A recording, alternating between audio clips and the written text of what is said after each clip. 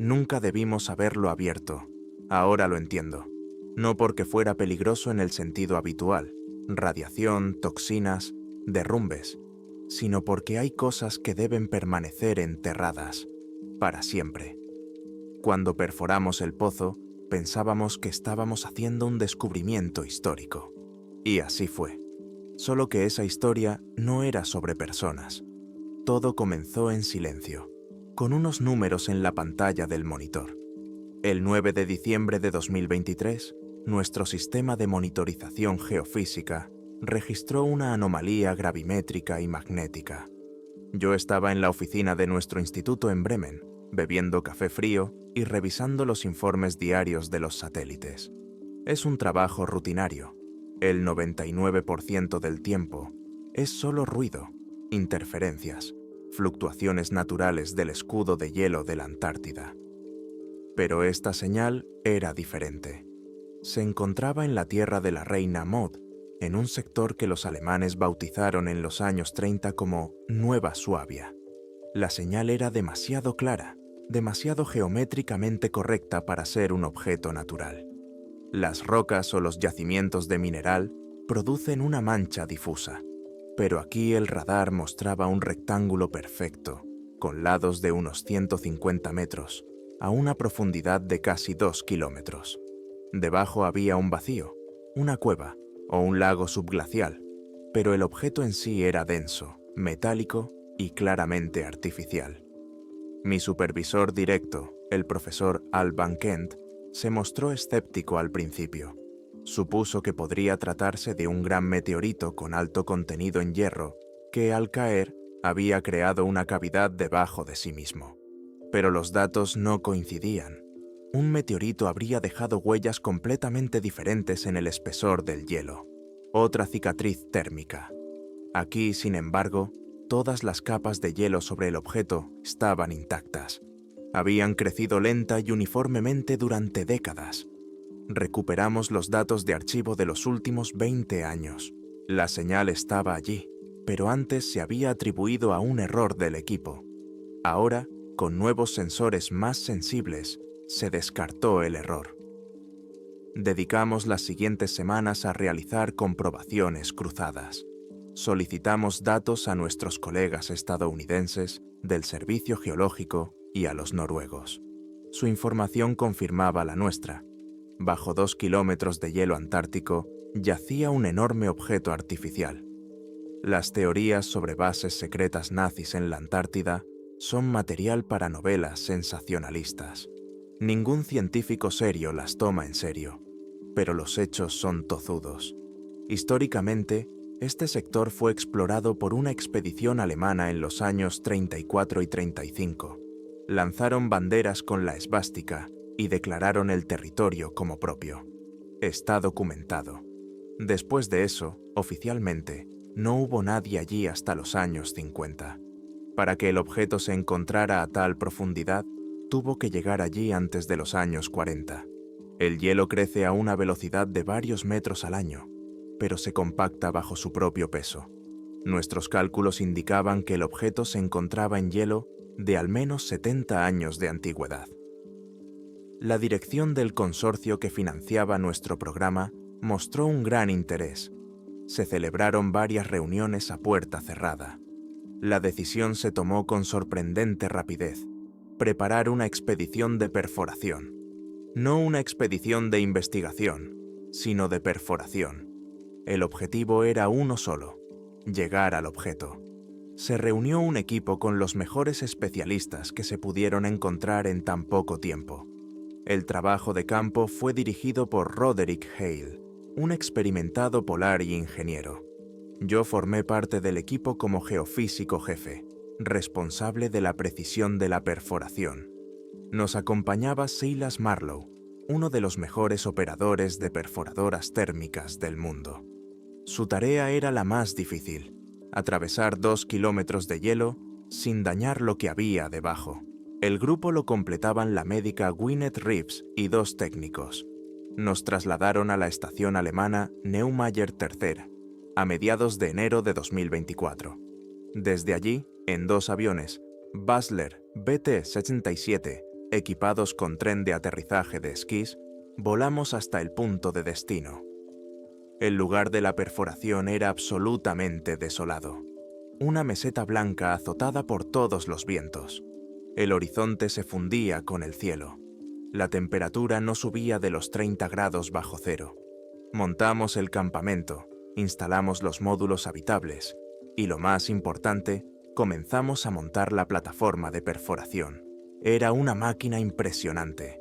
No era una perforadora en el sentido habitual, sino más bien un proyectil controlado que derretía el hielo.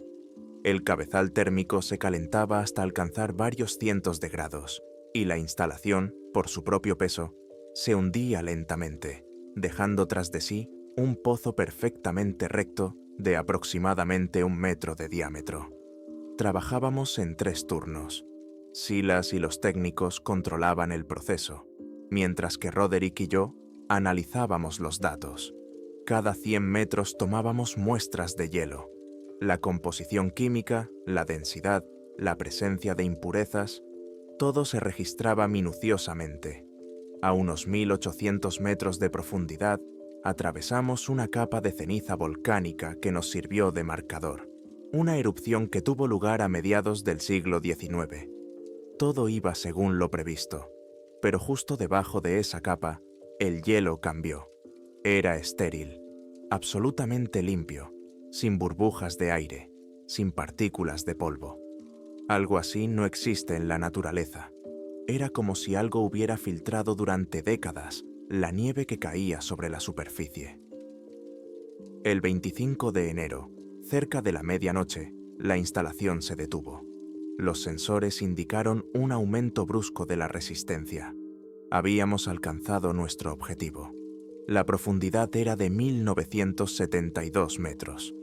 Pasamos las siguientes horas utilizando una sonda acústica sumergida en el pozo. Nos proporcionó una imagen clara de la superficie, un techo metálico plano, sin daños visibles. El objeto estaba intacto. Había llegado el momento más decisivo. Había que bajar. La preparación nos llevó casi un día. Descender a un pozo así es una actividad extrema. Utilizamos un cabrestante especial y una plataforma abierta individual. Silas y yo teníamos que ir los primeros. Él como ingeniero y yo como geofísico. Llevábamos trajes térmicos con un sistema de suministro de aire cerrado. Gwyneth comprobó varias veces nuestros indicadores. Ambos teníamos el pulso por encima de 120. Observamos el descenso de Silas en el monitor del módulo de mando. La cámara de su casco transmitía la imagen. Un tubo helado que se adentraba en la oscuridad, iluminado por el haz de una linterna. Esto duró casi 1 hora. Por fin, informó de que estaba en la superficie. Metal, liso, oscuro, cubierto por una fina capa de hielo.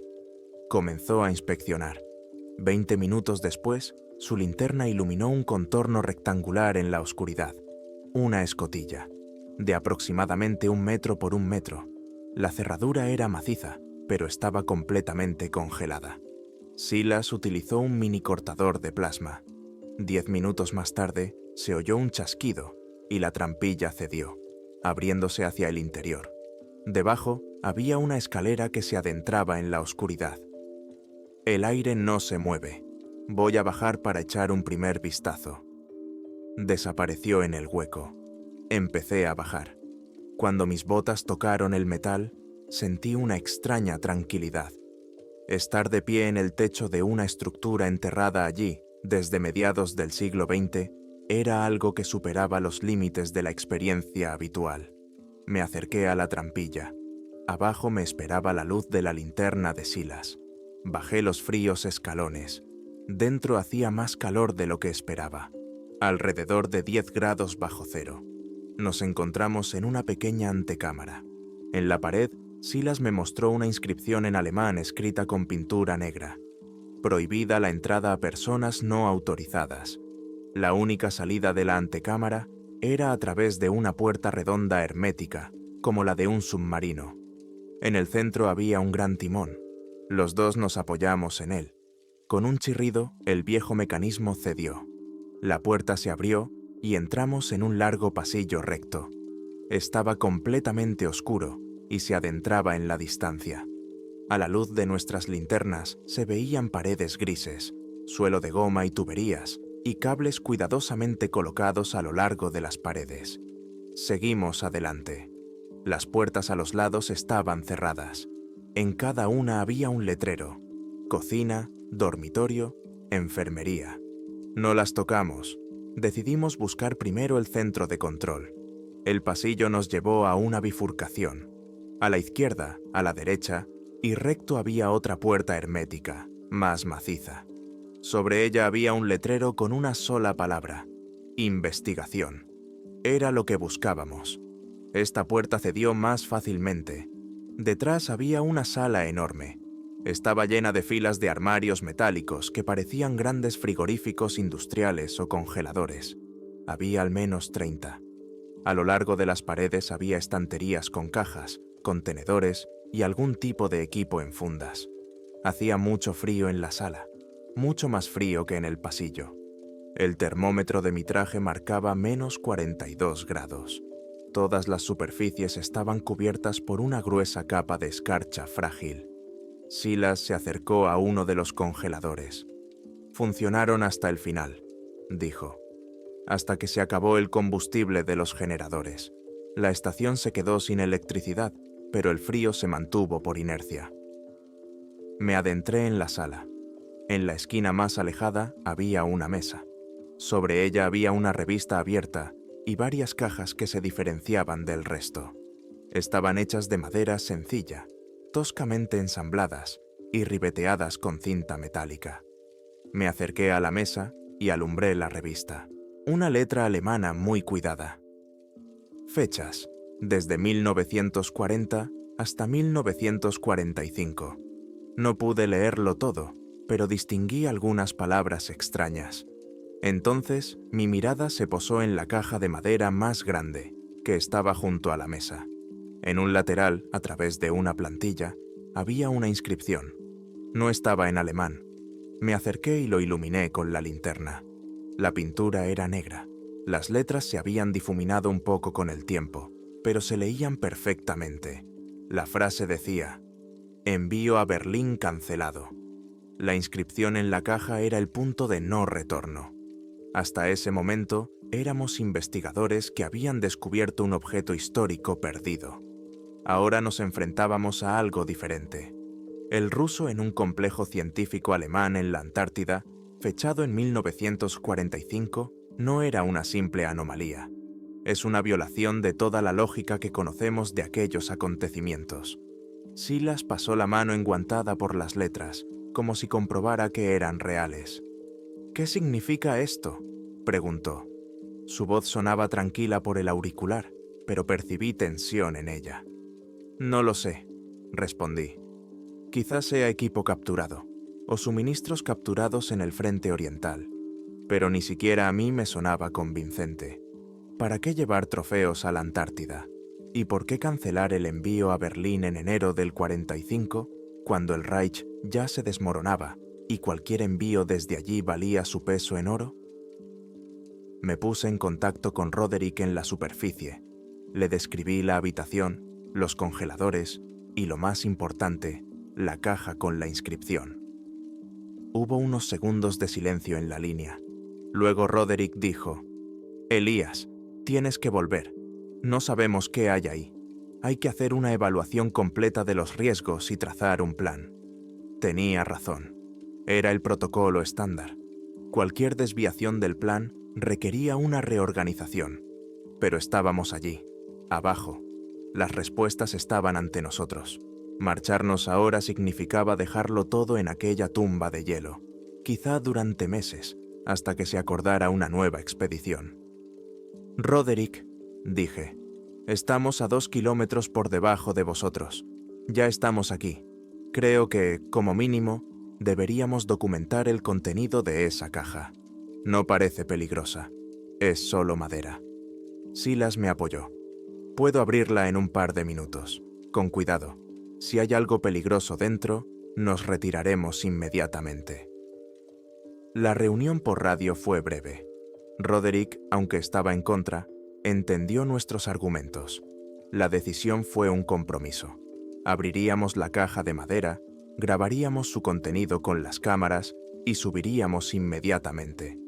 Bajo ninguna circunstancia tocar las cámaras frigoríficas herméticas. Estuvimos de acuerdo. Silas sacó una pequeña palanca de su bolsa de herramientas. Metódicamente, uno tras otro, dobló los soportes metálicos que sujetaban la tapa. La madera estaba seca y cedía fácilmente. No había cerraduras ni precintos. El último clavo salió con un suave chirrido. Silas guardó la palanca y me miró. Asentí con la cabeza. Los dos agarramos los bordes de la tapa y la levantamos. Dentro no había armas ni provisiones.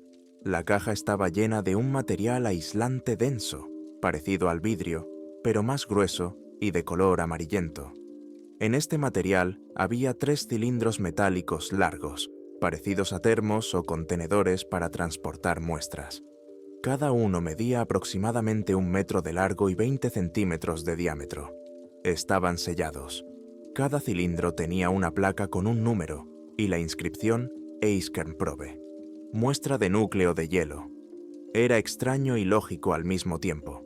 Una estación científica debe estudiar el hielo. Pero ¿por qué empaquetar los núcleos con tanto cuidado y prepararlos para su envío a Berlín? Iluminé uno de los cilindros con la linterna. En su extremo estaba grabado: Bohrung 7, Tiefe, 3215 metros. Perforación 7. Profundidad: 3215 metros. 3215 metros. Era imposible. La profundidad del glaciar en esa zona no superaba los 2,5 kilómetros. Más allá comenzaba la roca. Para extraer un núcleo a tal profundidad, habrían tenido que perforar la roca. O no perforaron aquí. Quizás en otro lugar donde el hielo era mucho más grueso. Por ejemplo, en la zona del lago Vostok. Pero la logística de una operación así en los años 40 habría sido simplemente impensable. Y de nuevo la pregunta: ¿para qué? Me acerqué a la mesa y volví a abrir la revista. Empecé a hojear las páginas en busca de alguna mención a Bohrung 7. Lo encontré. Era una serie de anotaciones del año 43. Informes técnicos breves. Las coordenadas del punto de perforación indicaban una zona situada a cientos de kilómetros de la estación. Los registros describían un avance increíblemente rápido a través del hielo. Luego, a una profundidad de unos 3.200 metros, según los registros, la perforadora entró en una capa de hielo no consolidado y biológicamente activo. La última anotación en esta sección decía: la muestra número 3 contiene un objeto encapsulado visiblemente diferenciable. La palabra objeto volvió a llamar la atención. Mientras tanto, Silas examinaba los cilindros. Uno de ellos, al parecer, no estaba completamente sellado. La tapa cedía ligeramente. Parece que lo estaban preparando para analizarlo, pero no llegaron a tiempo, supuso. Intenta abrirlo. Giró con cuidado el mecanismo de cierre. Se oyó un ligero silbido. Era el aire residual que salía. La tapa se desatornilló. Silas dirigió la linterna hacia el interior. Los dos miramos por encima de su hombro. Dentro había un núcleo helado. Era turbio, de color amarillo sucio. Pero eso no era lo más importante. Aproximadamente en el centro del núcleo, congelado en el hielo antiguo, había algo oscuro, de forma alargada. Era del tamaño de la palma de una mano humana. No se parecía ni a una piedra, ni a un fragmento de algo inorgánico. Tenía una estructura, simétrica, como una hoja de helecho petrificada o el esqueleto de algún pez. Pero no era ni una cosa ni otra. Era extraño. Nos quedamos mirando en silencio ese fragmento durante varios minutos. Todas las teorías conspirativas sobre Nueva Suabia, todos los rumores sobre los proyectos secretos del Reich dejaron de parecer una locura. No se dedicaban simplemente a estudiar el clima o la geología. Buscaban algo, y, por lo que parecía, lo habían encontrado. Lo encontraron bajo el hielo, donde la vida no debería existir en principio. «Tenemos que llevárnoslo», dijo Silas. «No», respondí. Las órdenes eran no tocar nada. Tomamos fotos y nos vamos. Tomamos varias docenas de fotos del núcleo desde diferentes ángulos. Luego, Silas cerró cuidadosamente el contenedor. Volvimos a colocar la tapa de la caja. Nuestra misión en esa sala había terminado. Estábamos a punto de irnos cuando mi mirada se posó en las filas de congeladores. 30 sarcófagos herméticamente sellados. Si en una simple caja de madera guardaban algo así, ¿qué habría allí? Sabía que estaba desobedeciendo una orden, pero no podía irme. No ahora. «Silas», dije, señalando el congelador más cercano. «¿Qué posibilidades hay de abrir uno de ellos?» Él me miró, luego al congelador y luego a mí otra vez. Lo entendió todo sin necesidad de palabras. «La cerradura es complicada», dijo tras una pausa. «Hermética, con un pestillo interior. Pero no hay energía, lo que significa que los cierres electromagnéticos están desactivados. Debería funcionar con una acción puramente mecánica. Se necesitará tiempo». Me puse en contacto con Roderick. «Hemos encontrado muestras de núcleo con inclusiones biológicas anormales. Parece que ese era el objetivo principal de la estación. Pero creo que los núcleos no son todo. Los hallazgos principales deben estar en los congeladores. Solicito permiso para abrir uno». La respuesta de Roderick fue previsible. Prohibido terminantemente. Nos ordenó que regresáramos inmediatamente. Corté la comunicación. «No lo ha permitido», le dije a Silas. Él se encogió de hombros. «No pensaba que lo haría». Sacó un juego de herramientas de la bolsa y se acercó a la cámara número 17. Empezó a trabajar en la cerradura. Yo me quedé a su lado, iluminándole el campo de trabajo y vigilando al mismo tiempo la entrada a la sala. La paranoia comenzó a apoderarse de mí. Cada ruido, cada crujido de hielo en algún lugar arriba, parecía presagiar algo. El trabajo de Silas era lento y minucioso. Insertaba finas láminas de metal en el agujero, escuchaba y giraba algo. Pasó al menos media hora. En el silencio y el frío absolutos, ese tiempo pareció una eternidad. Por fin, se oyó un clic metálico sordo que resonó en las paredes. La cerradura cedió. La puerta era muy pesada. La tiramos entre los dos. Se abrió con un silbido, dejando escapar una nube de vapor helado. La temperatura en el interior era aún más baja. Cuando el vapor se disipó, iluminamos el interior con las linternas. La cámara estaba vacía. Casi. En el interior, en el estante central, había un único objeto cubierto con una tela gruesa y engomada, similar a una lona. Un rectángulo cuidadosamente doblado. Di un paso hacia adentro. El frío era tal que parecía que el aire estuviera a punto de convertirse en cristal. Extendí la mano y agarré el borde de la tela. Estaba dura por el frío, como una lámina de contrachapado. Tiré de ella hacia mí. Se deslizó, dejando al descubierto lo que había debajo. En la estantería yacía un cuerpo. Era humanoide, pero no humano. Medía unos 2 metros, era muy delgado y tenía las extremidades largas. Estaba tumbado boca arriba, con los brazos cruzados sobre el pecho. La piel era pálida, casi blanca, con un claro tono azulado, como mármol veteado. Era lisa, sin pelo y absolutamente intacta. La cabeza era un poco alargada, sin orejas, solo con orificios lisos a los lados. La nariz apenas se adivinaba. Los ojos estaban cerrados, pero bajo los párpados delgados se adivinaban unos globos oculares muy grandes. Pero lo más sorprendente era otra cosa. Entre los dedos largos y delgados de las manos y los pies, había membranas bien desarrolladas y oscuras, como las de un ave acuática.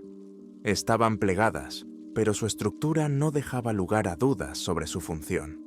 El ser estaba perfectamente conservado. No había signos de descomposición. No parecía un cadáver. Parecía como si simplemente estuviera durmiendo en un lugar muy, muy frío. Me quedé allí de pie, incapaz de apartar la mirada. Mi cerebro se negaba a procesar esa información. Era imposible. Eso no podía existir.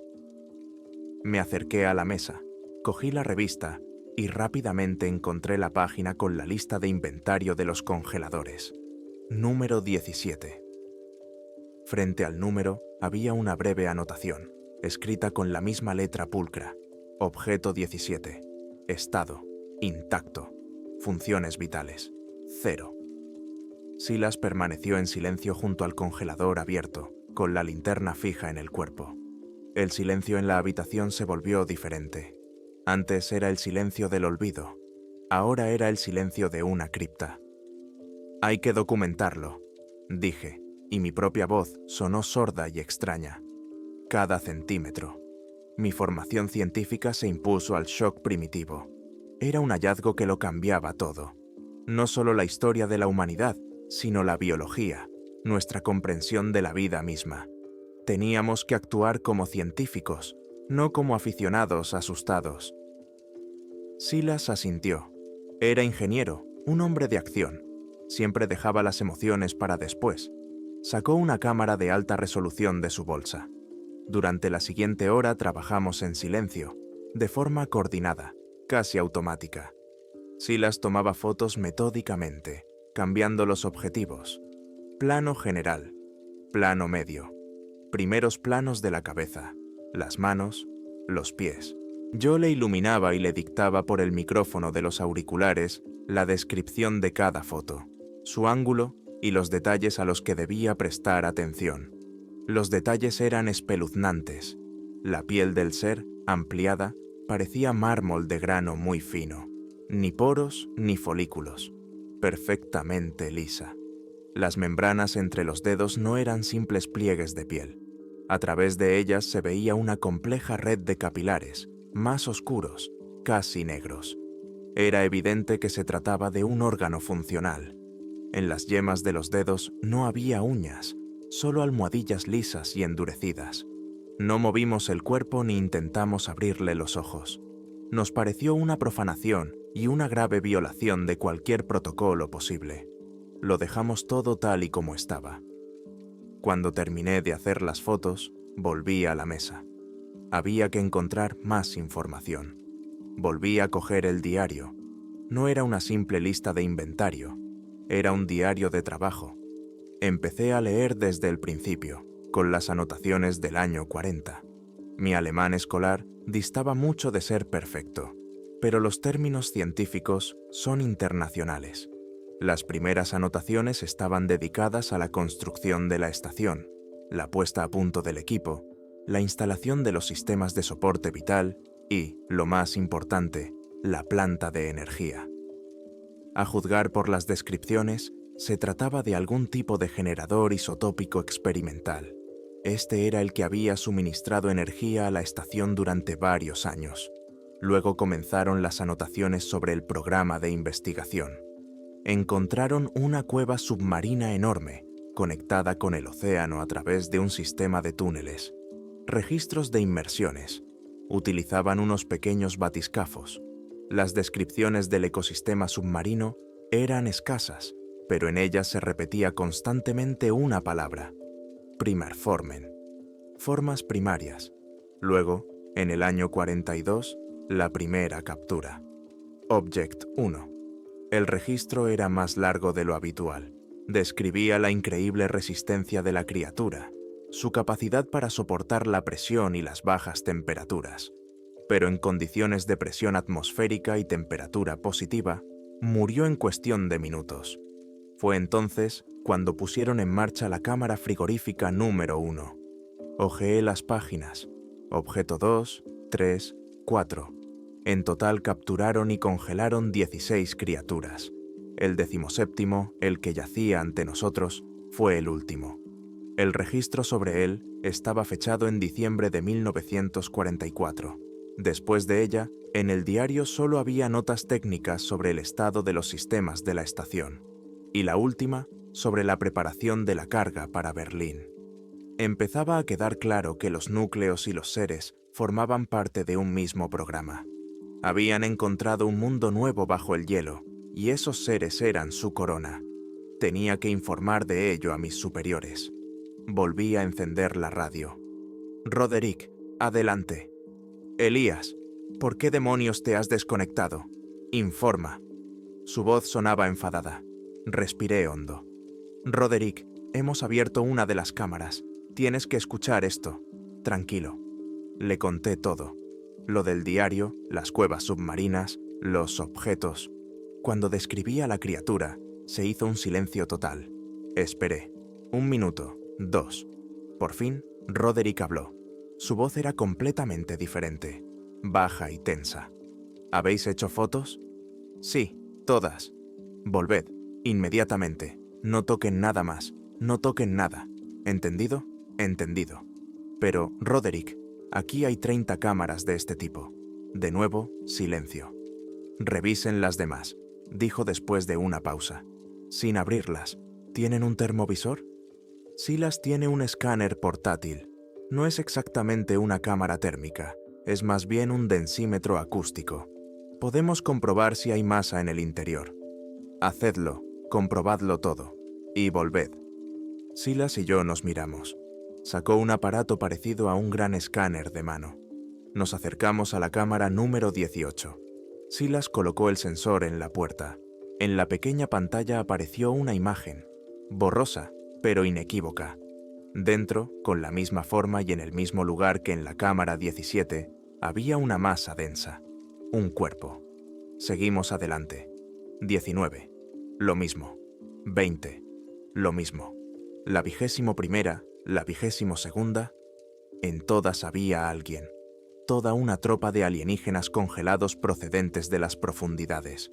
Comprobamos las 30. 29 contenían cadáveres. Solo la última, la 30ª, estaba vacía. ¿Por qué? No había respuesta. Ya nos íbamos cuando el haz de mi linterna iluminó algo diferente en una de las estanterías junto a la pared. No eran cajas ni contenedores. Era una pila ordenada de carpetas. Carpetas normales de cartón para documentos. Me acerqué. En cada una había impreso un escudo con una esvástica y la inscripción Medizinische Abteilung, Departamento Médico. Cogí la carpeta superior. En ella había un nombre escrito.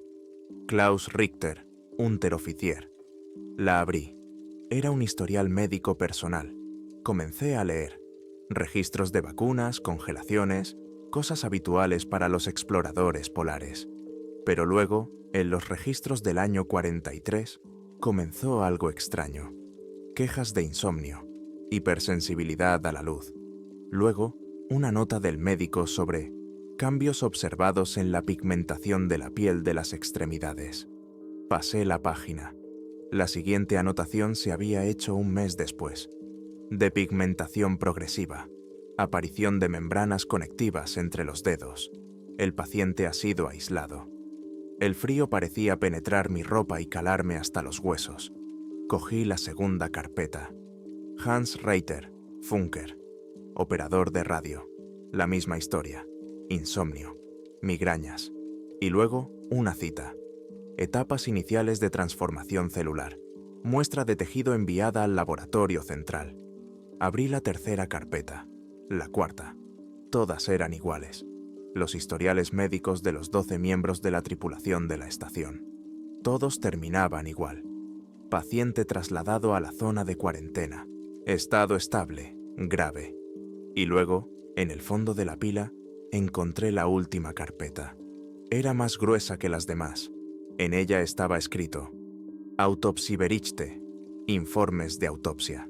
Mis manos temblaban cuando la abrí. El primer informe. Klaus Richter, causa de la muerte. Paro cardíaco debido a un fallo multiorgánico. Pero luego seguía la descripción. Transformación completa de la epidermis. La piel adquirió un tono azulado y una mayor resistencia. El tejido conectivo entre los dedos de las manos y los pies está completamente formado. Cambios estructurales en la retina. Adaptación a las condiciones de baja iluminación. No era un informe de autopsia, era la descripción de un proceso de transformación. No solo estaban enfermos, estaban cambiando. poco a poco se estaban convirtiendo en los mismos seres que yacían en los congeladores. Llegué a la última hoja del expediente. Era un informe general firmado por el jefe del servicio médico de la estación, un médico apellidado Fenst. La fecha era noviembre de 1944. El agente causante no ha sido identificado. Se cree que es de origen acuático, posiblemente un virus o un agente priónico. Se transmite por contacto con muestras de los objetos o a través del sistema de abastecimiento de agua, a pesar de todas las medidas de filtración. 12 miembros del personal están infectados y aislados. El personal restante, 8 personas, incluyéndome a mí, no presenta síntomas por el momento. Se han suspendido todas las investigaciones. Estamos preparando una evacuación de emergencia y el envío de todo el material a Berlín. Si no lo conseguimos, será necesario iniciar el protocolo Eis-Lisse, la conservación total e irreversible de la estación. Estaba de pie en medio de la sala helada, con el informe en las manos y mirando el congelador número 17 abierto, mirando a un ser perfectamente conservado, de piel azul. Y entonces comprendí todo el horror de la situación. Los seres de los congeladores no eran el único hallazgo, eran la fuente de la infección que convertía a las personas en seres como ellos, y los 12 miembros de la tripulación. Miré la cámara 30, vacía. Había 30 cámaras en total. 29 estaban ocupadas. 16 de ellas, según el diario, habían sido capturadas en el océano. Quedaban 13, y había 12 infectados. Me costaba respirar. La orden de Roderick de volver a la superficie ya no me parecía una precaución. Me parecía la única posibilidad de salvación. En el momento en que me di cuenta de que en las cámaras frigoríficas podían estar los cadáveres de los tripulantes desaparecidos, el mundo se redujo a un solo pensamiento. Teníamos que salir de allí inmediatamente. Le conté rápidamente a Silas el contenido de los informes médicos, cómo los soldados y científicos alemanes se habían convertido poco a poco en aquellos a quienes estudiaban. Él no hizo preguntas. Simplemente miró las filas de sarcófagos blancos y luego hacia la salida. Su rostro, normalmente tranquilo e imperturbable, se volvió como una máscara de piedra. Su profesionalidad luchaba contra el horror instintivo. Ya no éramos investigadores. Nos habíamos convertido en portadores potenciales de la infección. «Recogemos los diarios», dije, recogiendo las carpetas de la mesa. «Todo. Es la única prueba». Silas asintió y se acercó a la cámara número 17. Cerró con esfuerzo la pesada puerta. Se oyó un clic sordo. El pestillo encajó en su sitio. Era un gesto simbólico. No podíamos encerrar ese horror, pero al menos podíamos cerrar la puerta. «Hay que sellar la entrada a este compartimento», dijo. No teníamos forma de soldar la escotilla, pero Silas era ingeniero. Sacó de su bolsa varias cuñas metálicas y un martillo. Trabajando con rapidez y precisión, bloqueó el mecanismo del timón desde el exterior. Ahora, para abrir esa puerta, se necesitarían cortadores y varias horas de trabajo. Era todo lo que podíamos hacer. Retrocedimos por el pasillo principal. Ahora no parecía simplemente viejo y abandonado. Parecía siniestro. Cada puerta cerrada con inscripciones góticas. Una conducía al laboratorio, otra a la sala de radio. Parecía ahora una fuente de peligro potencial. ¿Qué había pasado en ese laboratorio? ¿Qué experimentos estaban llevando a cabo? ¿Qué mensajes enviaba el operador de radio Hans Reuter a Berlín mientras su cuerpo se transformaba lentamente? No teníamos ganas de averiguarlo. Nuestro único objetivo era la escalera que conducía al piso superior. En mi cabeza daba vueltas una palabra del informe del Dr. Fenst que había utilizado para describir el plan de conservación. Eisschloss. En una traducción sencilla, castillo de hielo. Ahora entendía su verdadero significado. No era el nombre del protocolo, era la descripción de lo que se iba a convertir esta estación. Los alemanes no la abandonaron sin más. La convirtieron en una cápsula del tiempo hermética, en una tumba, y esperaban que los 2 kilómetros de hielo se convirtieran en un castillo eterno que nadie abriría jamás. Y nosotros lo abrimos. El ascenso en la estrecha jaula fue una tortura. Las paredes heladas del pozo se deslizaban lentamente. Los 2 kilómetros de hielo sobre nuestras cabezas ya no parecían solo una capa de agua congelada. Se sentían como una frágil barrera, como una fina corteza que separaba nuestro mundo del horror silencioso sellado en el fondo. A cada metro que subíamos, esperaba que se cortara la comunicación con la superficie, que el cabrestante se detuviera. Pero el mecanismo funcionaba correctamente. Al cabo de poco más de una hora, vi un punto brillante de luz en lo alto, la entrada a nuestro mundo. En la superficie no nos recibieron con abrazos y felicitaciones. Nos recibieron Roderick y Gwyneth, vestidos con trajes de protección biológica completos con suministro de aire autónomo. Parecían extraterrestres en medio del desierto blanco. Se nos ordenó que no nos acercáramos. Roderick dio instrucciones claras por radio. Teníamos que pasar por una improvisada esclusa hasta un módulo médico especialmente equipado. Allí teníamos que quitarnos los trajes, colocarlos en contenedores herméticos y someternos a una desinfección completa. Teníamos que dejar las carpetas con los diarios en una caja de transferencia.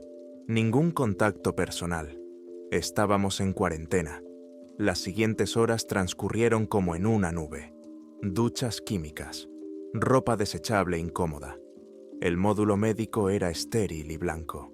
Gwyneth, sin quitarse el traje protector, nos tomó muestras de sangre y frotis de las mucosas. Sus movimientos eran rápidos y precisos. A través del cristal protector no vi miedo en sus ojos, solo una concentración extrema. Silas y yo nos quedamos sentados en silencio. No había nada que decir. Ambos sabíamos que nuestra vida se había dividido en un antes y un después de bajar a la mina. Roderick se puso en contacto con nosotros por el sistema de comunicación interno.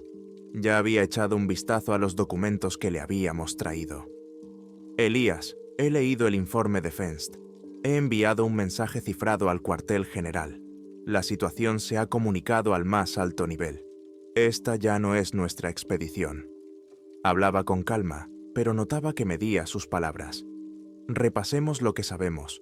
Fenster creía que el agente patógeno se transmitía a través del agua, o bien por contacto directo con los seres, o bien a través del sistema de abastecimiento de agua de la estación que no habían conseguido proteger por completo.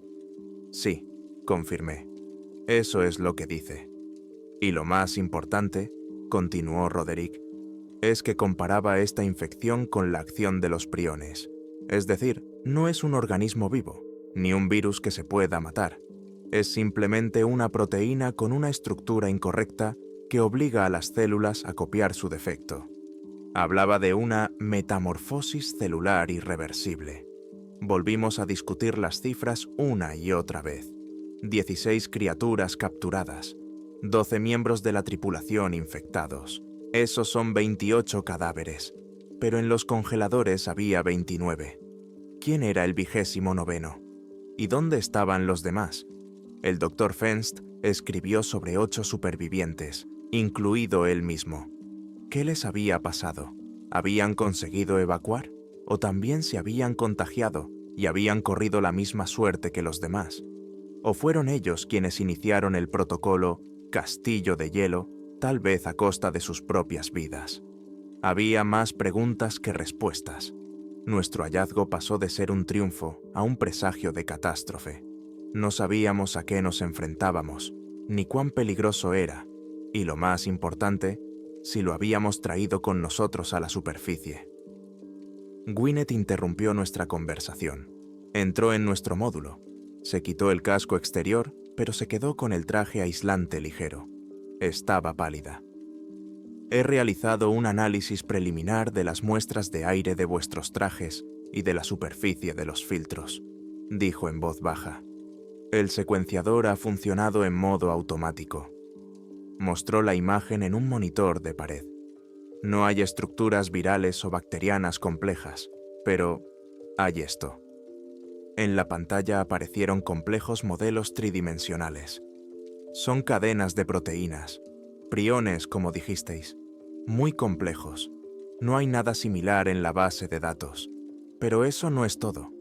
En las muestras de aire de los pasillos de la estación, no de la cámara frigorífica, sino simplemente del ambiente general, se han detectado esporas. ¿Esporas de hongos?, preguntó Silas.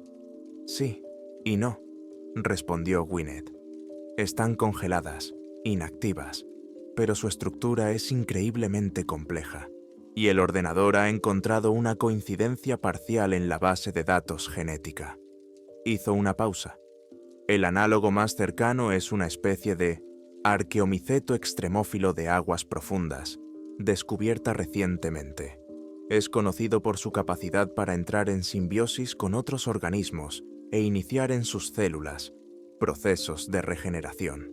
Miré la pantalla, la compleja estructura de las esporas. Luego pensé en la revista alemana. Las anotaciones eran tan metódicas, tan definitivas. Documentaban la captura de cada muestra y su posterior cese. Sí, utilizaban precisamente esa palabra en los informes. Einstellung. Cese, parada. Automáticamente decidimos que eso significaba la muerte. Pero, ¿y si para el Dr. Fenst y sus colegas era solo una constatación clínica? La parada del corazón, de la respiración, de todo lo que podían medir. ¿Y si las propiedades regenerativas de esas esporas significaban que la cesación no era el final, sino solo una pausa? Lo terrible de la situación no era que hubiéramos encontrado una tumba llena de seres muertos. Lo terrible era la lenta comprensión de que quizá habíamos roto el sello de la cámara de anabiosis. El descubrimiento de Gwyneth lo cambió todo. Ahora estábamos sentados en nuestro contenedor estéril, no solo como personas potencialmente infectadas, sino como testigos que habían mirado al abismo. El horror ya no estaba relacionado con el pasado, con la expedición nazi desaparecida hacía mucho tiempo. Estaba aquí y ahora, en la posibilidad de que los cuerpos congelados que había abajo no fueran objetos de museo, sino semillas esperando su momento.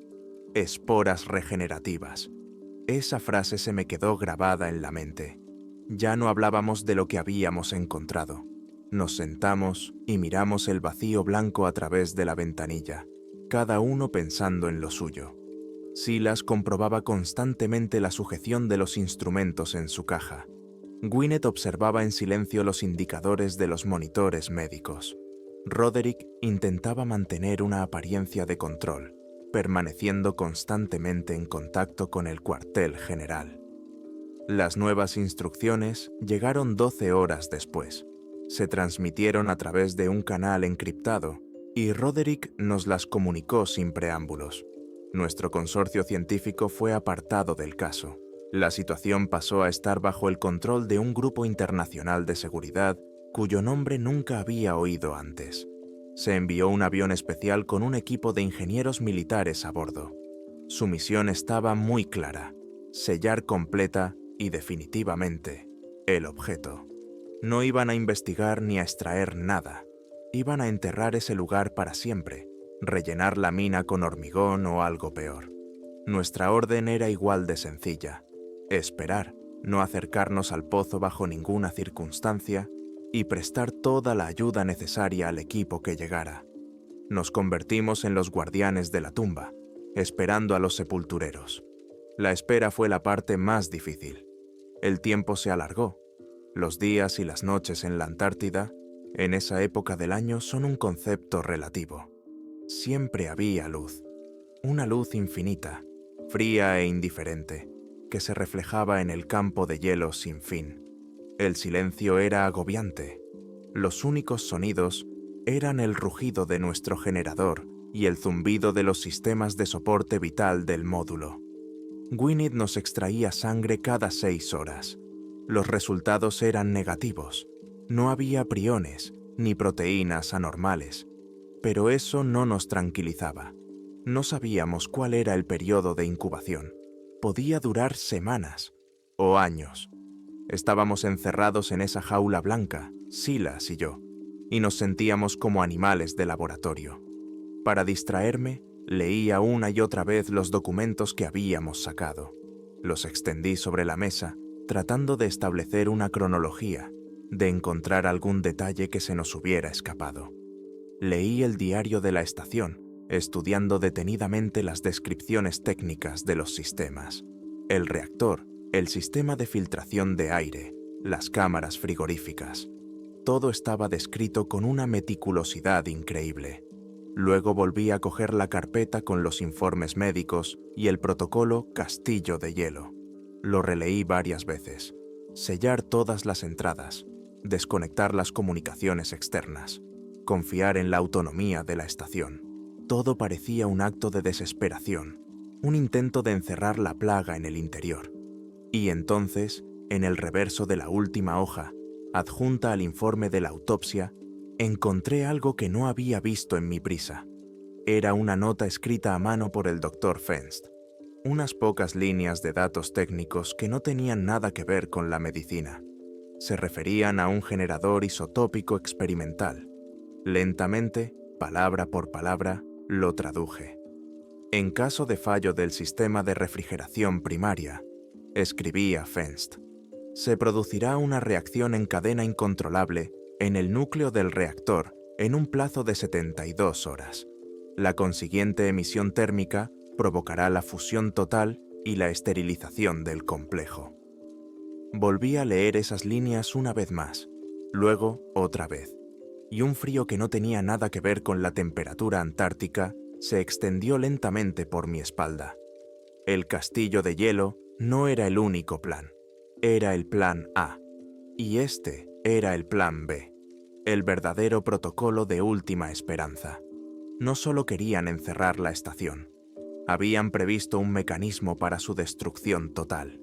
Si algo salía mal, si se rompía el sellado, si fallaba el sistema de soporte vital, la estación debía autodestruirse, derretir 2 kilómetros de hielo y convertir todo lo que había dentro en vapor y escoria radiactiva.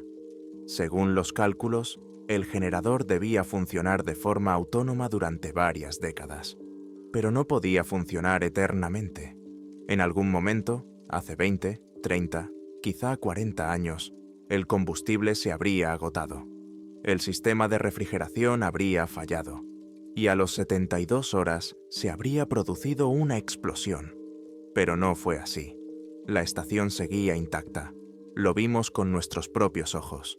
Llamé a Silas. Le mostré la grabación. Él, como ingeniero, lo entendió todo más rápido que yo. No podía no explotar, dijo Silas en voz baja. Este tipo de reactor, sin refrigeración activa, es inestable por naturaleza. Era una bomba con un mecanismo de relojería diseñado para durar décadas. ¿Pero por qué no explotó?, pregunté. Silas me miró.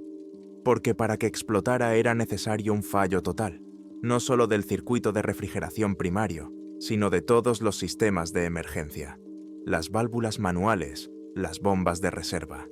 Para que no explotara, alguien tenía que realizar manualmente el procedimiento de parada en frío, reducir la presión, poner las barras en modo seguro. Es una secuencia de acciones compleja, no ocurre por sí sola. Nos quedamos en silencio. La comprensión nos llegó a los dos al mismo tiempo. Simple, lógica y absolutamente monstruosa en su simplicidad. El Dr. Fenst y sus 7 colegas supervivientes no huyeron. Quizás lo intentaron, pero algo sucedió. Sin embargo, uno de ellos, o más de uno, se quedó, o regresó, o cambió, pero conservó parte de su cordura.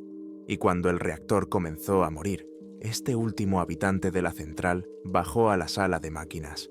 Pasó junto a las cámaras frigoríficas, donde yacían sus antiguos compañeros. Realizó todos los procedimientos necesarios y evitó la explosión que lo habría destruido a él y a toda su nueva especie. Los salvó. Nunca supimos quién era el 29º de la cámara frigorífica, pero ahora entendemos que esa no es la cuestión principal. La cuestión principal era quién era el 30º, el que no aparecía en ninguna lista, el que no yacía en la cámara frigorífica, el guardián. Lo último que recuerdo antes de que nos evacuaran es la mirada que intercambié con Roderick cuando le conté lo sucedido. En sus ojos no había miedo. Era la comprensión de que los militares no venían aquí para cubrir la tumba con hormigón. Venían para sellar una casa en la que, tal vez, todavía vivía alguien.